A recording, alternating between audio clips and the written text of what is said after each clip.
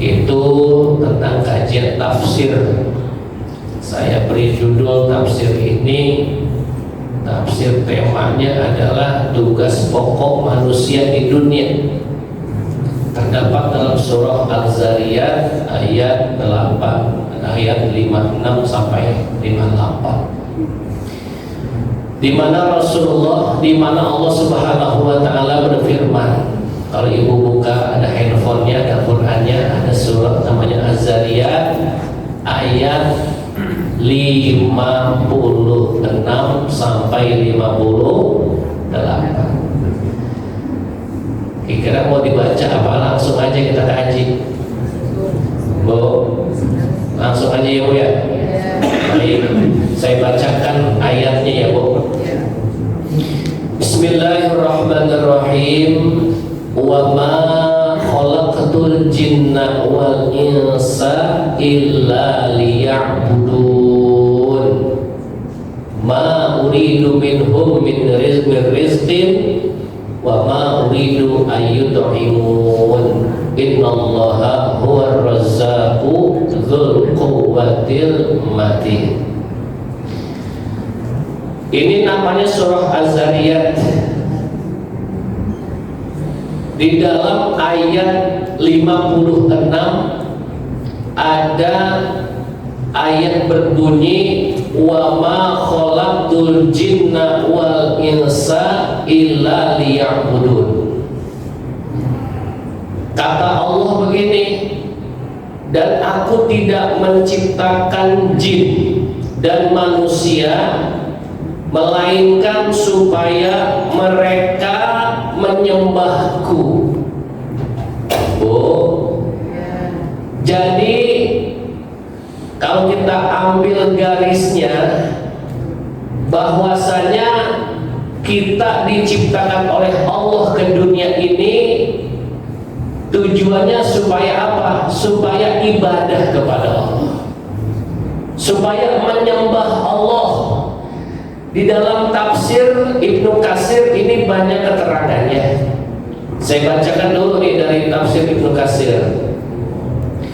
Bahwasanya yang dimaksud wa ma khalaqtul jinna wal insa illa liya'budun, katanya innama khalaqtuhum la'amuruhum bi'ibadati la lihtiyaji ilaihim.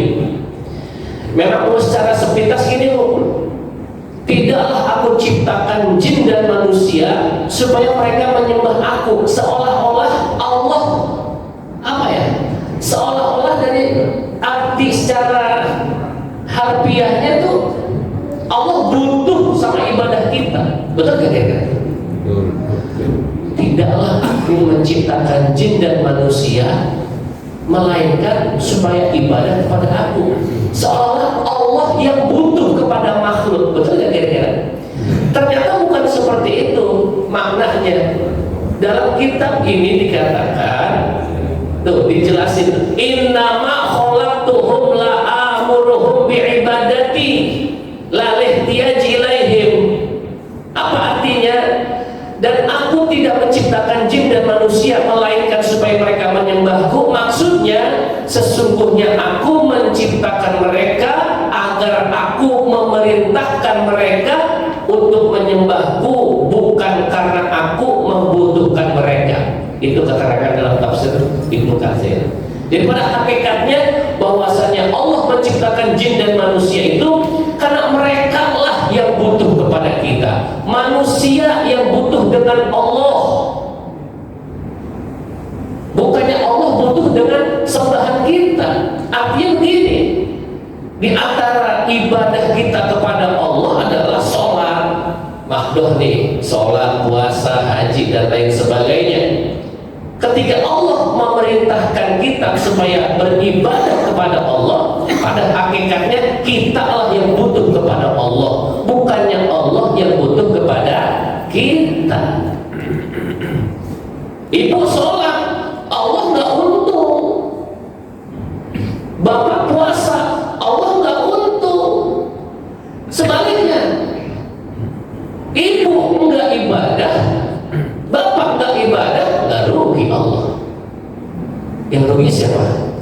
Kita sendiri. Oleh karena itu, ayat selanjutnya Allah berfirman, ma uridu minhum min rizqin wa ma uridu ayyut'imun. Allah tidak butuh rezeki dari kita, nggak butuh makanan dari kita. Justru kitalah yang butuh rezeki dari Allah dan butuh makan dari Allah. Artinya melalui ibadah kita akan senantiasa dimudahkan segala rezeki kita dan segala yang kita inginkan. Paham nggak Bu kira-kira Bu? Paham nggak kira-kira? Oleh karena itu ibadah itu sangat penting bagi kita.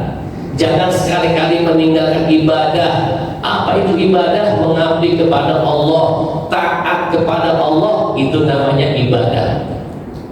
Ibadah terbagi dua, ada ibadah mahdoh dan ghairu mahdoh. Ibadah mahdoh, ibadah yang murni, langsung vertikal kepada Allah, sholat dan puasa, haji dan lain sebagainya.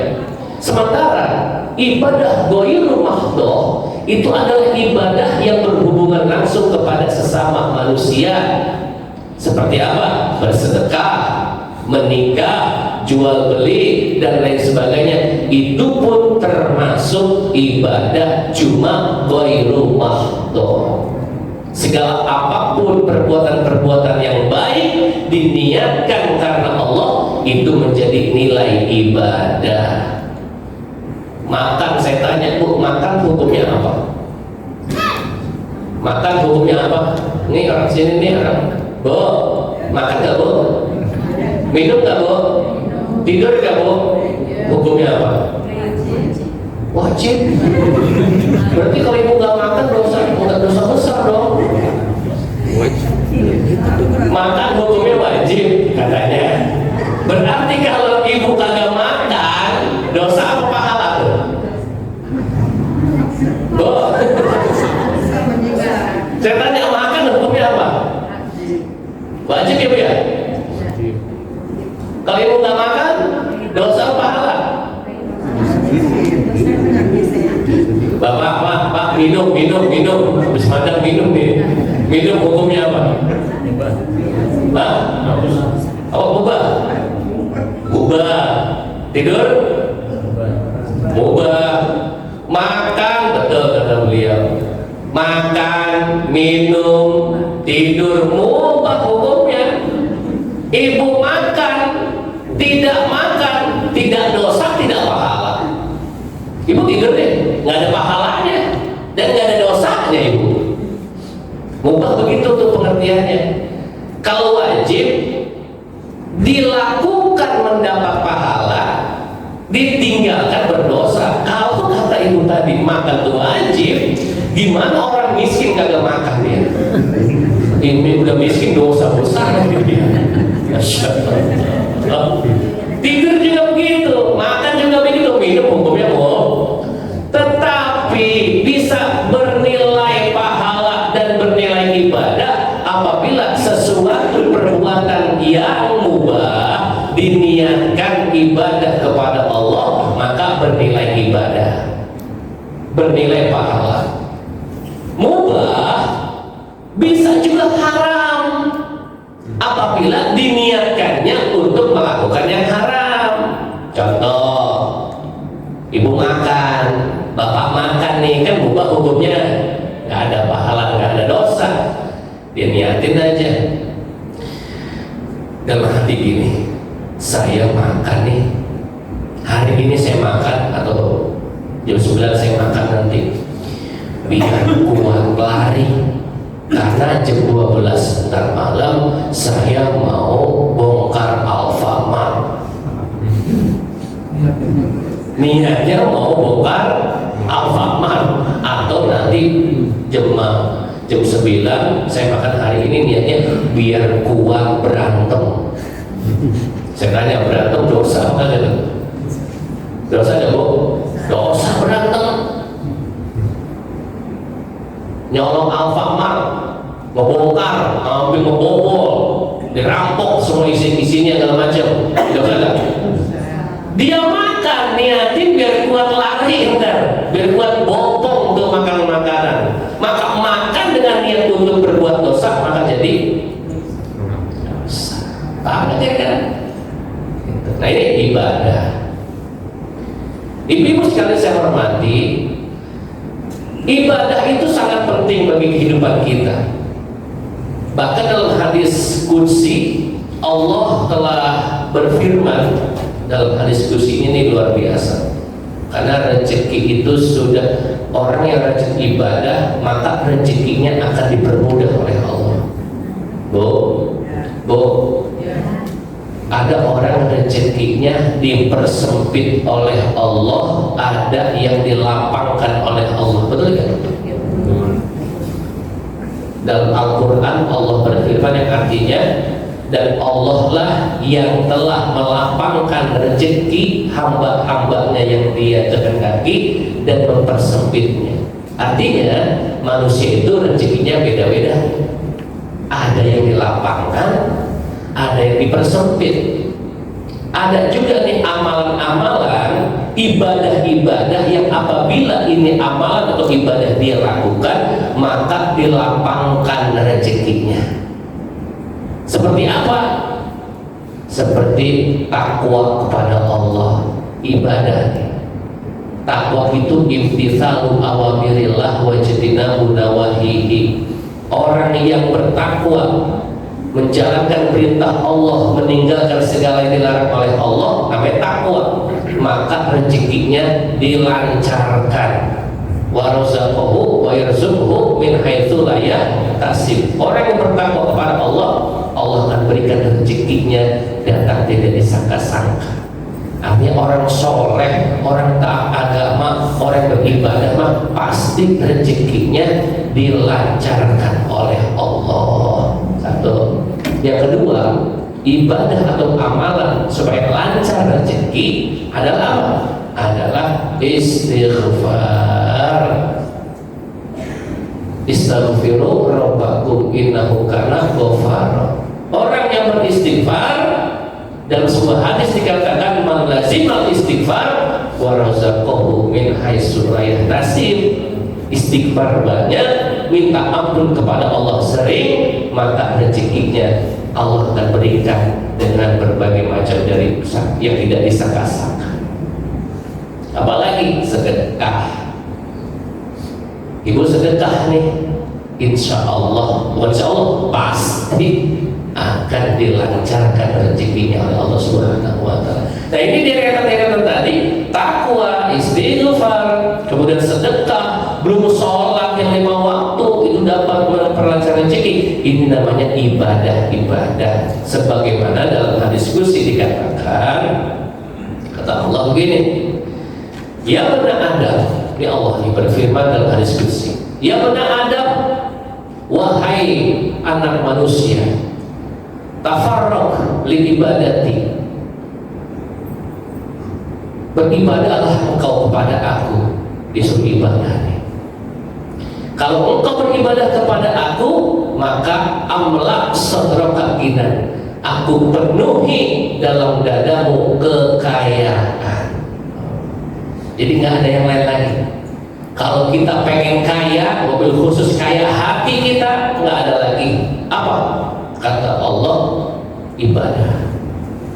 Hadis qudsi yang lain, Allah berkata kepada dunia, ya dunia, wahai dunia, ukhdumi man khodamani wastakhdumi man khodamaki. Kata Allah bicara kepada dunia, wahai dunia,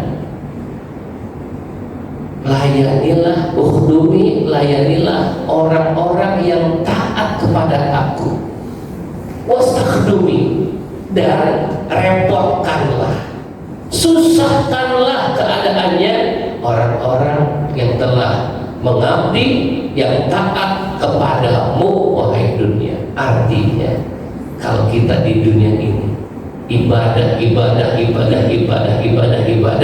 kepada Allah, Allah akan jamin, Allah akan berikan rezeki kepada kita. Bukan hanya rezeki berupa harta atau materi, tapi rezeki jauh daripada itu. Apa? Sehat lahir batin, punya sahabat yang soleh, punya teman yang baik, punya anak yang soleh, itu pun rezeki.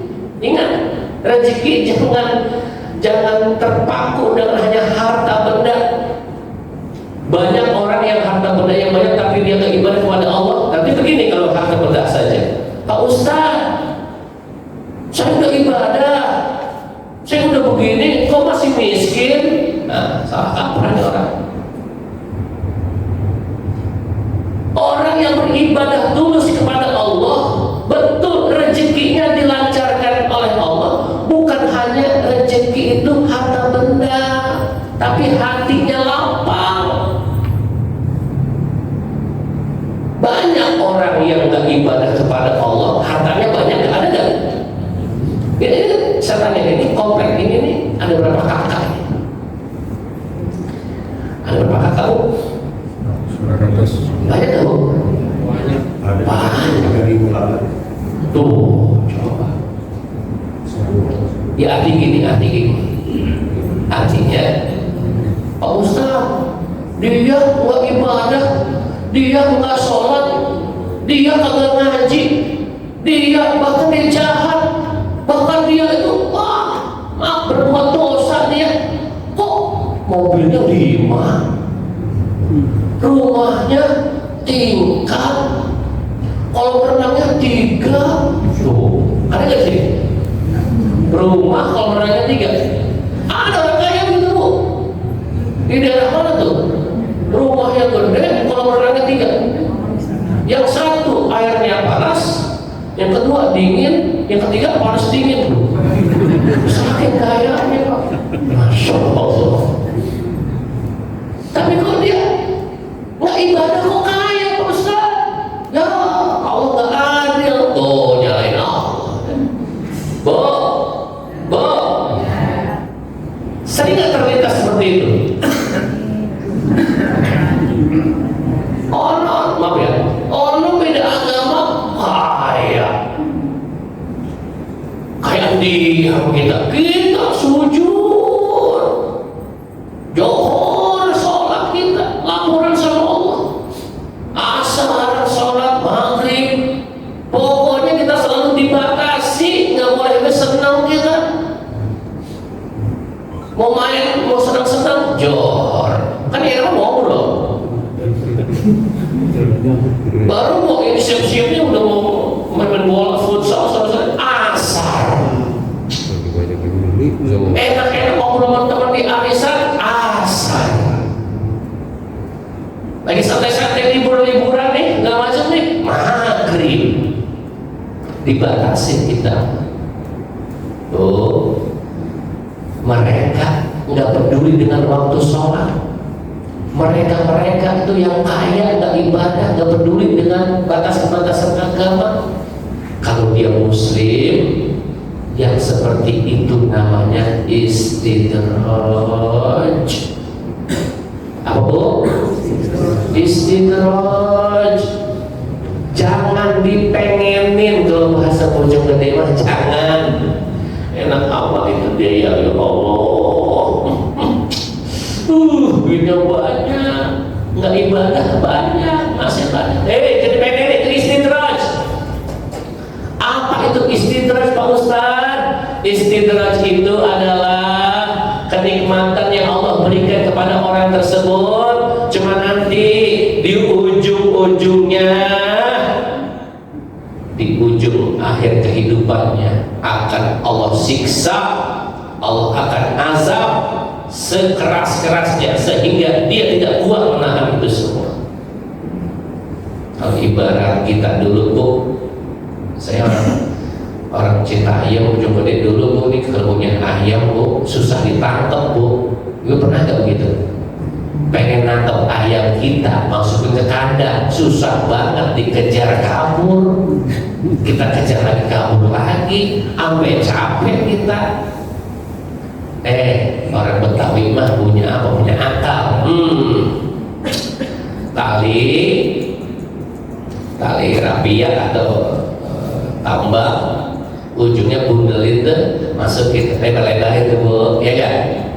Taruh di tanah, di lapangan, kita tarik nih, biar panjang talinya. Taruhin apa?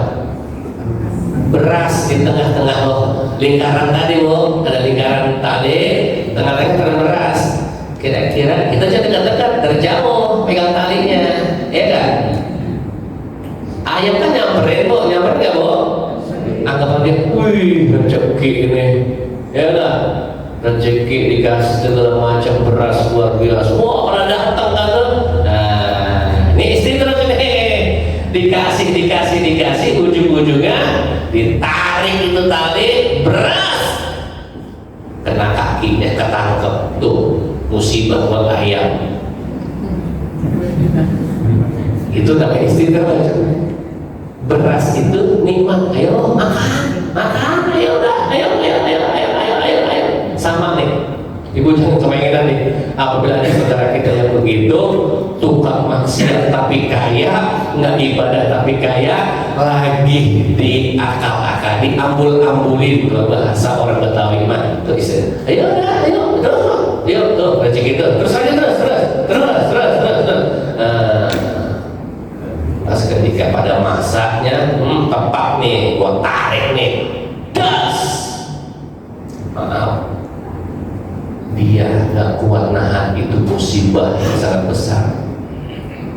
Bahasa kasar gini, ya Allah tahu begini masa ibadah kemarin, percuma harta benda yang banyak.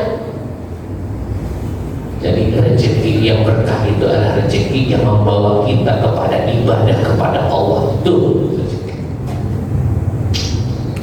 Kemudian ada lagi orang yang dipersempit rezekinya. Orang yang dipersempit rezekinya itu sebabnya adalah dosa. Udah nggak lagi. Ini apa ya? Orang sini mah kayaknya nggak ada yang miskin dan kayaknya nggak ada miskin ya bu ya sini ya. Kayak urusannya pada nggak ada ini. Ada urusan nggak bu? Bu punya urusan nggak bu? Ya Allah nih, orang yang menyebabkan rezeki nggak lancar bukan hanya harta aja, punya anak pada ngelawan, maaf istri udah ngelawan, laki ngelirik-lirik, apa sih bu? Ngelirik apa tuh bu? Genit-genit lagi, ya kan? Ini udah mulai nih. Itu adalah penyebabnya adalah dosa. Kalau sering begitu tuh ibu ngelamar laki, mampu ngaruh sama rezekimu itu. Ibu nggak sholat, bapak nggak sholat, ngaruh sama rezeki kita. Jauh-jauhnya ada sholat dah. Kata Rasul gitu, orang yang meremehkan sholat yang 5 waktu akan diberikan 15 siksaan. Dan kitab Irsyadul Ibad dikatakan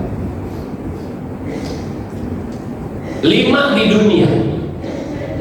5 di dunia. Orang yang ngeremehin tuh, kalau ngeremehin tuh dia masih sholat, cuma ngeremehin. Kalau ninggalin kan udah kafir ntar ujung-ujungnya. Meremehin, ntar baik. Apalagi ninggalin.